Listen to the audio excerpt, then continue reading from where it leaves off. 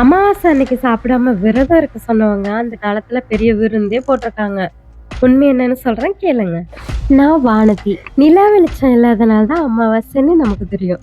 அதாவது சூரிய நிலா பூமி மூணு ஒரே நேர்கோட்டுல வரும்போது சூரியனோட வெளிச்சம் நிலாவோட ஒரு பக்கம் விழுது. அதனால இன்னொரு பக்கத்துல நிலாவோட நிழல் மட்டும்தான் பூமிக்கு தெரியும். இதுதான் அமாவாசை.